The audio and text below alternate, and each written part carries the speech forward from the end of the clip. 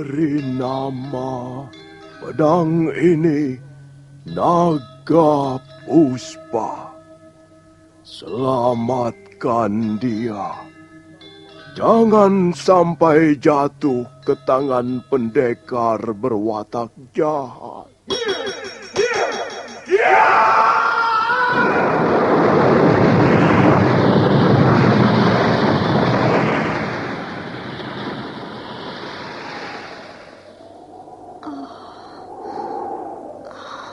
Kakang Kamandanu, kau masih juga tidak percaya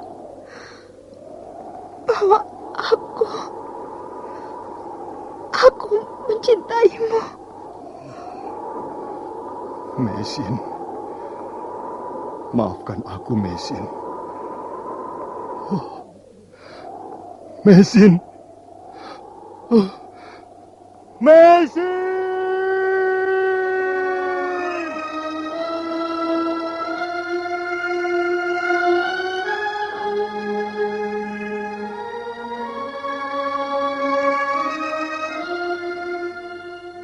Tutur Tinula.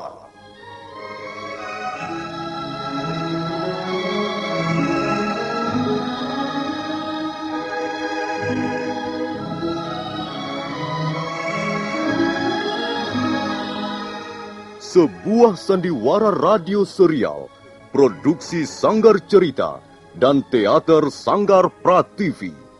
Sebuah kisah dengan latar belakang sejarah runtuhnya Singasari dan berdirinya Kerajaan Majapahit.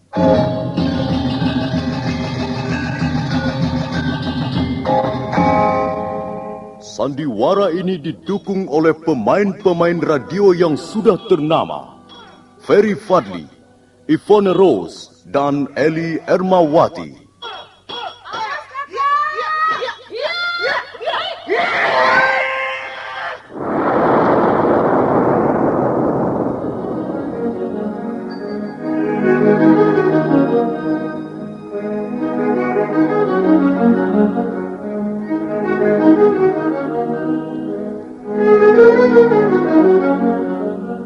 Cerita ini ditulis dan disusun oleh S. Tijab. Teknik dan montase dikerjakan oleh Rudi Tinangon dan Joko SP. Sutradara EWS Yuwono. Kali ini mengetengahkan episode pertama dengan judul Pelangi di Atas Kurawa.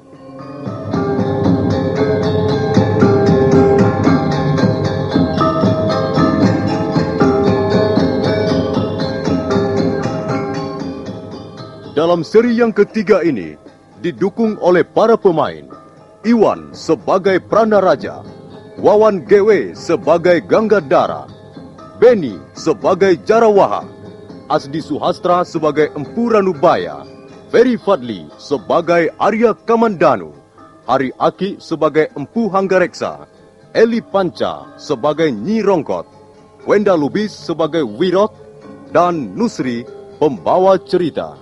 Selamat menikmati.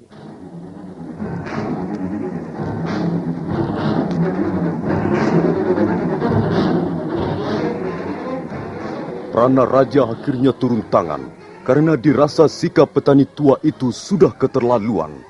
Sebagai orang berpangkat yang sedang mengemban titah raja, dia merasa tersinggung dan diremehkan. Kemudian, dia memerintahkan agar Jarawaha dan Ganggadara bertindak.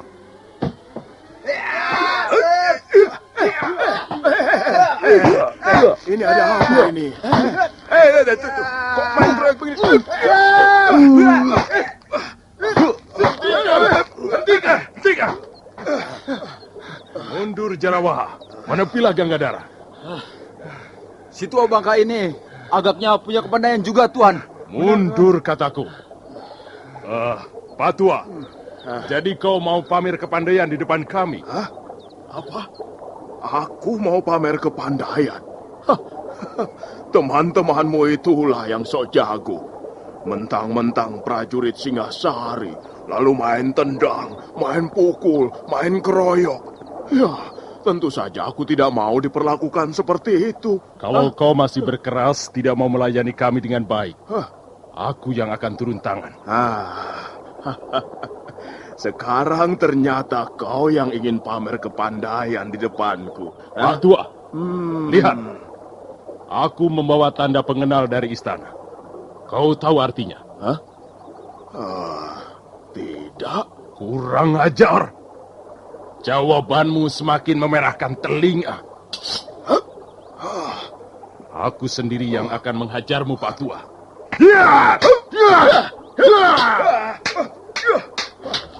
Hati-hati, Tuan. Orang tua itu cukup lincah dan gesit. Diam kau, Jarawaha. Kau telah melawan kami. Dan itu berarti melawan pemerintah Singasari. Terserah. Aku tidak merasa berbuat yang merugikan kalian. Aku bekerja di sawahku sendiri. Kalian yang datang mengganggu aku dan mengajakku ribut-ribut.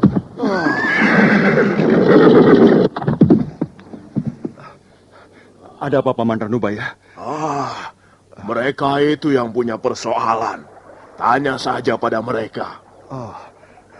Kalau tidak salah, tuan-tuan adalah prajurit Singasari. Iya, kami memang prajurit Singasari. Kami datang ke Kurawan ini untuk mengemban titah Prabu Kertanegara. Oh, begitu. Lalu mengapa sampai ribut dengan Paman Ranubaya? Orang tua itu tidak tahu sopan santun. Dia sama sekali tidak memandang kami sebagai utusan raja.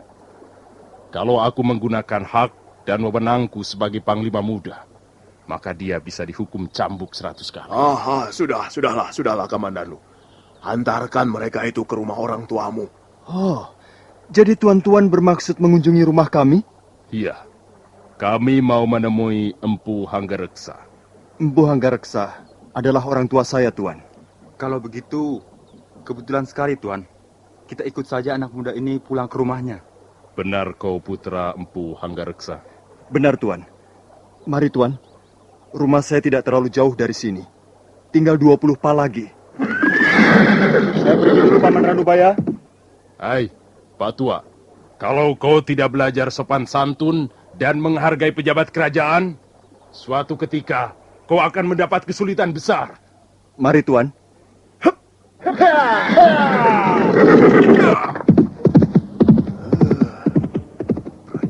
Prajurit Singasari.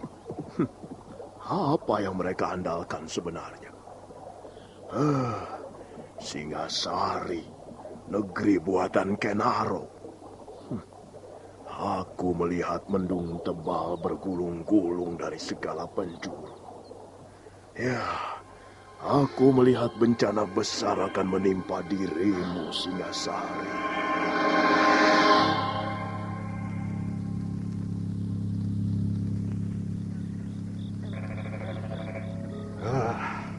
Mari tuan-tuan, silahkan minum dan silahkan mencicipi makanan desa Kurawan.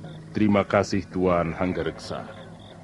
Kami ikut merasa gembira dan bangga mendengar kebijaksanaan Sang Prabu Kertanegara. Wah, beliau itu raja yang arif, adil dan bijaksana.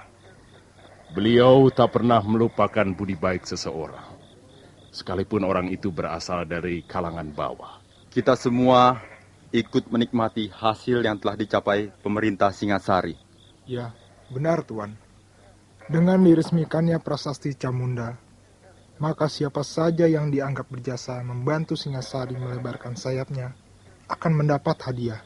Dan dalam hal ini, tak terkecuali Tuan Hanggareksa, sebagai seorang ahli membuat senjata, tentulah jasa Tuan tidak dapat dianggap kecil.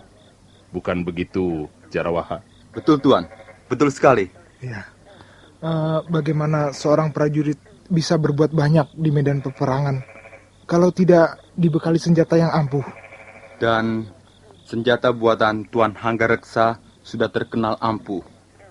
Prajurit Madura, Bali, dan terakhir pasukan Suara Bumi sudah membuktikan sendiri keampuhan senjata ciptaan Tuan.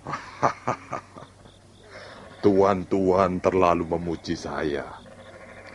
Saya sudah merasa senang dan bangga kalau bisa bekerja dan mengabdi pada pemerintah Singasari. Ini sungguh, Tuan. Dalam hal ini, saya bekerja tanpa pamrih apa-apa. Kami percaya, Tuan. Dan Prabu Kertanegara sendiri juga sepenuhnya percaya pada kemurnian pengabdian Tuan Hanggareksa. Itulah sebabnya Tuan diharapkan hadir dalam pertemuan di bulan Badrapada nanti. Sang Prabu ingin bertatap muka dan bicara langsung dengan orang-orang yang telah membantu beliau. Saya ini kan orang desa. Orang kecil yang tidak punya arti apa-apa. Karena itu, saya sangat terharu mendengar sikap Sang Prabu yang begitu mulia. Oh ya, kami ingin menanyakan sesuatu pada Tuan. Soal apa, Tuan Pranaraja? Sebelum kami bertemu dengan Arya Kamandano, putra Tuan, kami sempat bertengkar dengan seorang petani tua yang sedang mencangkul saluran air di sawahnya. Iya, betul Tuan. Wah, orang tua itu benar-benar kurang ajar sekali Tuan. Dia sama sekali tidak takut pada kami, walaupun tahu bahwa kami membawa amanat seorang raja.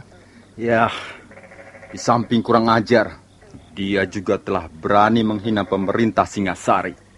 Ini yang saya kira tidak bisa diampuni. Ya, saya pikir otaknya tidak genap lagi. Apa benar begitu, Tuan? Jangan hiraukan dia, Tuan-Tuan. Jangan dimasukkan ke hati. Putra Tuan memanggilnya dengan sebutan paman. Apakah Tuan masih tersangkut hubungan kerabat dengan orang itu? Oh, tidak, Tuan. Sama sekali tidak. Dia bukan sanak keluarga saya. Kami dulu memang pernah bersahabat. Tapi sekarang kami tidak pernah bertemu lagi. Walaupun masih satu desa. Mungkin benar seperti yang dikatakan Ganggadara. Dia agaknya kurang beres otaknya. Ya, mungkin saja, Tuan. Soalnya saya sudah lama sekali tidak pernah bertemu dengannya. Siapa nama orang itu, Tuan? Namanya Mpu Ranubaya. Sudahlah, Tuan. Lupakanlah saja. Dia barangkali tidak bermaksud sungguh-sungguh. Saya jamin, dia tidak akan berani mengganggu Tuan-Tuan lagi. Baiklah. Maaf, Tuan Hanggareksa. Kami ingin istirahat. Silahkan, Tuan-Tuan, silahkan. Ruangan sudah disediakan untuk sekedar, merebahkan badan. Maaf, beginilah keadaan rumah kami. Serba sederhana. Ya, maklumlah rumah desa, Tuan. Ini sudah lebih dari nyaman, Tuan.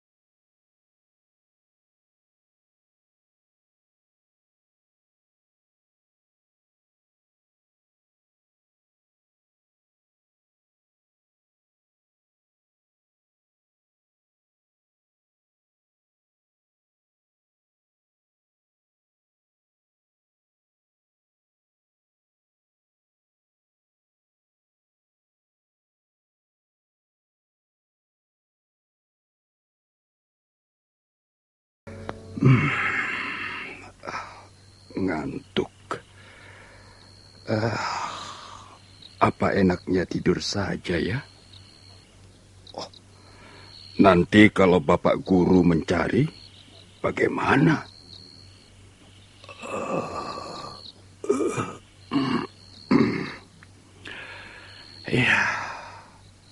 Guruku memang orang aneh. Susah ditebak, sukar diketahui apa kemauannya. Tapi, wah, beliau memang guru yang hebat. Dalam hal ini, ya, dalam hal pembuatan senjata pusaka, di seluruh Singasari ini, bahkan mungkin di negeri-negeri lain, wah, kukira belum ada yang mampu menandinginya. Hah? Siapa itu malam-malam datang kemari? Pasti orang yang ingin memesan senjata pusaka. Dia pasti kecewa. Sebab guru sudah tidak melayani pesanan senjata pusaka lagi.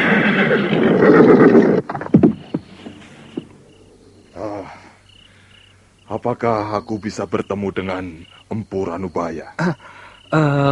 Bukankah Tuan... Ya, betul. Aku Hanggareksa, sahabatnya. Apakah kau Wirot? Iya, Tuan. Saya Wirot. Mana Kakang Ranubaya? Apakah aku bisa menemuinya? Sekarang ini tidak di rumah, Tuan. Di mana aku bisa menemuinya, ha? Apakah harus sekarang, Tuan? Aku besok pagi sudah harus berangkat ke kota Singasari. Kalau begitu, mari ikut saya, Tuan.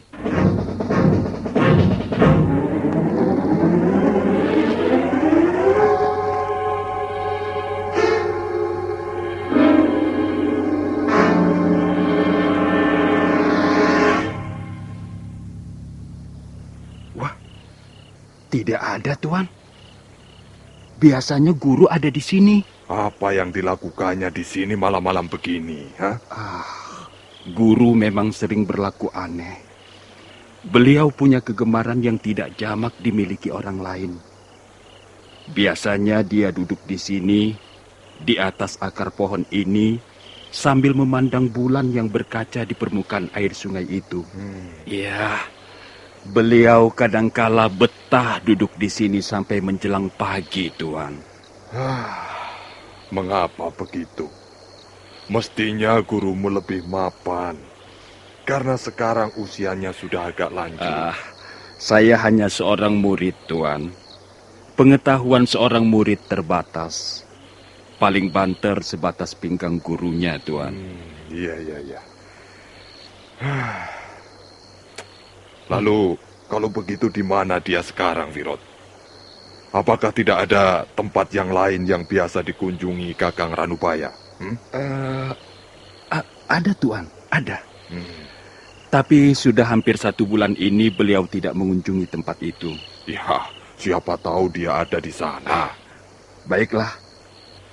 Mari ikut saya, Tuan. Mudah-mudahan saja guru ada di sana. Iya.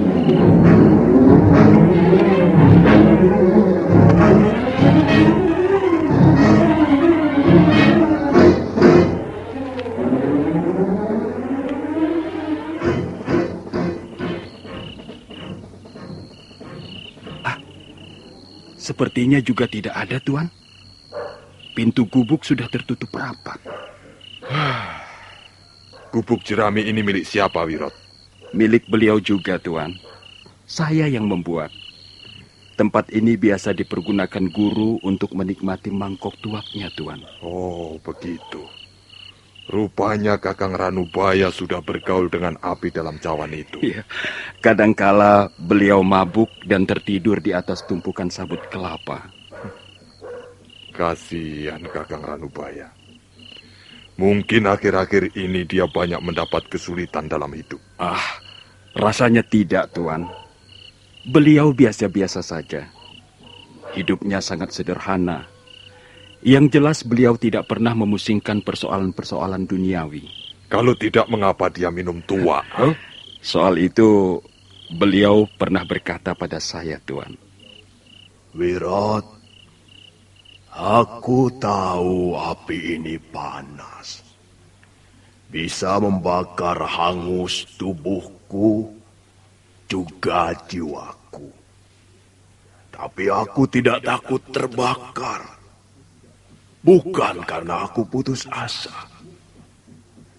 Di dalam cairan ini aku bisa menemukan Ranubaya yang sesungguhnya.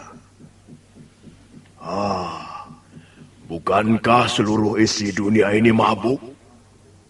Dan bukankah mabuk itu ada banyak ragamnya?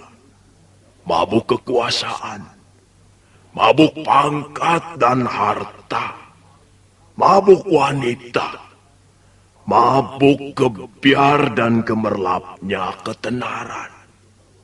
Nah, aku sengaja memilih mabuk tuak saja, karena tidak berbahaya. Paling-paling aku sendiri yang akan mengalami bencana, dan bukan orang lain. Lagi pula, mabuk tuak murah harganya. Hanya 10 beribil sudah bisa sampai ke tujuan. Hah? Kakang Ranubaya berkata begitu, Wirot? Betul, Tuan. Hal itu sudah lebih dari 10 kali pernah dikatakannya pada saya. Pendapat seperti itu tidak benar. Aku tidak setuju. Tapi ini adalah hak setiap orang. Baiklah. Sekarang kemana lagi kita harus mencarinya, Wirot? Kemana lagi ya? Wirot, Iya. masih ada tempat lain yang biasa dikunjunginya? Ada, Tuan. Ada. Tapi apa lagi? Saya tidak berani mengantar Tuan ke tempat itu. Mengapa kau tidak berani? Tempat itu letaknya di belakang bukit kecil ini, Tuan. Kalau di mana-mana tidak ada, biasanya guru ada di situ. Ya, kalau begitu antarkan aku ke sana. Tidak, Tuan. Saya tidak berani. Sungguh. Soalnya jalannya gelap sekali, Tuan. Dan angker, Tuan. Saya tidak berani melewatinya malam-malam begini, Tuan. Baiklah, Wirot. Tidak usah kau mengantar aku. Tunjukkan saja jalannya. Aku akan mencarinya sendiri. Tuan, mengapa Tuan tidak sabar menunggu sampai besok? Saya kira besok pagi beliau sudah kembali ke rumah. Tidak, Wirot. Tidak. Aku membutuhkan gurumu malam ini juga. Kalau begitu, baiklah, Tuan. Tuan terus saja menyusuri pematang sawah ini. Sampai di sebuah pohon yang besar dan rindang, Tuan belok ke arah selatan. Iya. Selanjutnya Tuan bisa mengikuti jalan setapak di seputar pinggang bukit. Lalu di mana letaknya tempat yang biasa dikunjungi Kakang Ranubaya? Tuan akan menemukan sebongkah batu yang sangat besar, yang bentuknya menyerupai payung raksasa. Iya. Nah, di belakang sebongkah batu itulah biasanya guru saya berada. Tapi, ya, harap Tuan berhati-hati. Saya khawatir hantu bertopeng itu akan muncul malam ini. Jadi kau takut hantu bertopeng, maka tidak mau mengantarkan aku, begitu? Benar, Tuan. Hantu itu, menurut cerita guru saya, sangat kejam, Tuan. Apalagi bagi orang yang belum dikenalnya dan baru pertama kali melewati daerahnya. Ya, sudahlah. Kau boleh kembali, Wirot. Biar aku temui sendiri gurumu. Sekalian aku ingin berkenalan dengan hantu yang kau katakan itu.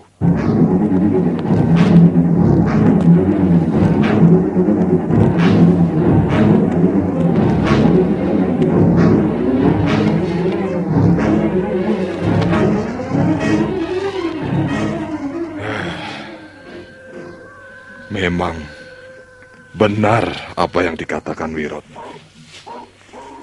Gelap sekali tempat ini.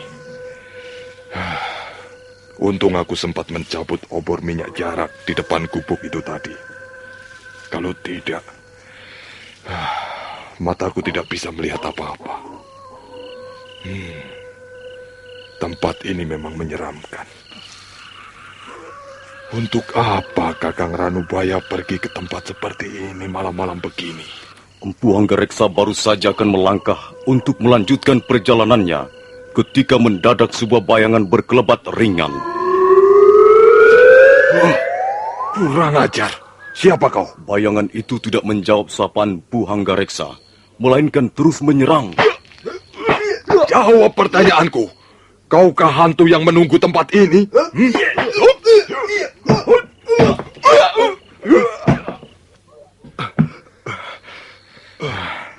Nah, mau apa kau sekarang? Masih ingin mencoba Empu Hanggareksa? Kau ternyata hantu gadungan. Coba, aku ingin tahu wajah di balik topengmu ini. Empu Hanggareksa sambil menjepit lengan hantu bertopeng, menyingkapkan topeng di wajah hantu itu.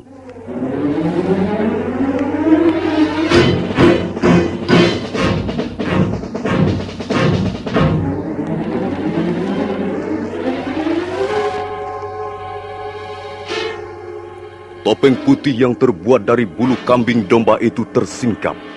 Pada saat itu, muncul bulan dari balik awan hitam. Empu Hanggareksa terkejut. Nah, para pendengar sekalian, siapakah hantu bertopeng itu? Dan apa maksudnya menjadi hantu di tempat itu? Silakan mendengar jawabannya pada seri berikut dalam episode Pelangi di Atas Kurawan ini. Sampai jumpa.